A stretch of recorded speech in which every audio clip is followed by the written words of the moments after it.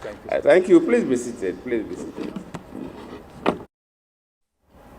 And sometimes younger people from Akwa Ibom may not know why the oil allocation has increased in terms of revenue given by the central government and those who fought for it.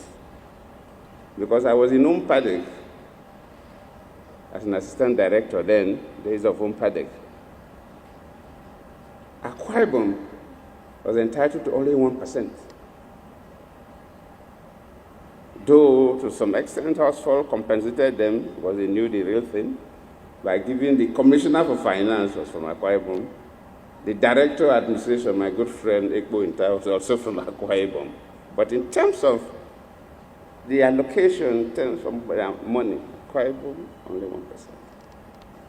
Luckily, from 1999, I also became the Deputy Governor of Bayelsa State from the Niger Delta. And Victor Attah was one of the lions that fought for change of revenue. The first is that offshore-onshore dichotomy to be abolished. His colleague, my good friend, Benedium, is here, he knows. Victor Attah, I can say, yes, other governors, late Alamese, Ibori, Benedium, and others also, but Victor Attah was like the champion. He was like the number one. That this offshore-onshore dichotomy must be abolished. Even when after the Supreme Court gave a judgment against it, he did not rest. He was not afraid that maybe he could be laced with contempt of court. If you look at the words on the mamble, on the program, and you read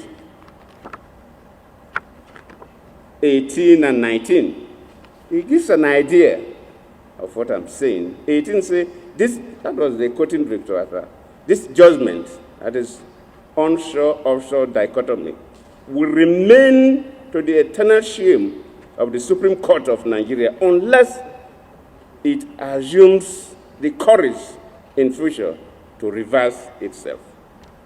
It made this after the Supreme Court gave a judgment that offshore belongs to the federal government, states are only entitled to onshore. If that judgment had continued, Akwa Ibom, the level of development we witness in Akwa Ibom today wouldn't have been possible because they would have been getting only 1% or maybe less. And of course, if you read 19 too, said a similar thing. Isaac Boro fought with guns. He was killed. That was a sitting governor. He was killed. Ken Saro-Wiwa fought with pen. He too was killed. But we have a more potent weapon. We all have our ballot papers. Until they kill all of us and take our ballot papers, we have the right to choose only those who recognize that there is a problem in the Niger Delta, that we have a right to the natural endowments of the Niger Delta, and that the day of emancipation has come. That is Victor Attah. That the Niger Delta, especially the states that have offshore oil wells, that they are enjoying money today, we all have to commend Victor Attah. Congratulations, my senior bandmate. We're all happy to celebrate today with you. And I am pleased to join all of you who have come out here today in paying tribute to His Excellency, Obong Architect Victor Attah, a visionary leader, an accomplished professional, and a remarkable patriot on this occasion of his 87th birthday.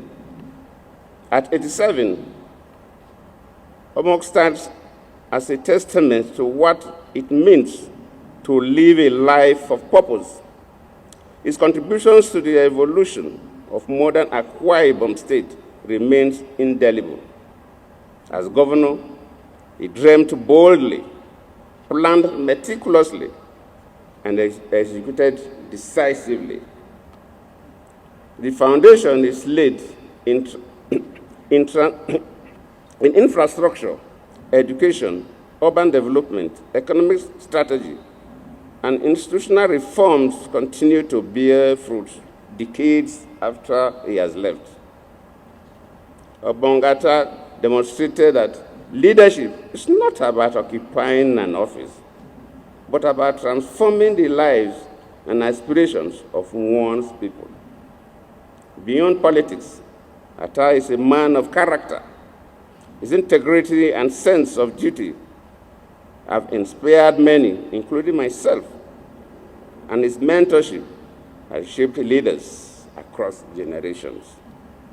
His biography, titled Attah, Architect of a New Democratic Dawn, which is being publicly presented today, aptly captures his valuable contributions.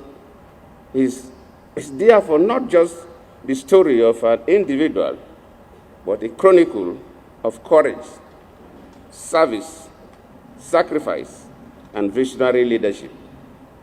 As we honor him today, may we also draw inspiration from his journey, one that teaches us that leadership is most meaningful when it strengthens communities, uplifts communities, and lays a solid foundation for future generations.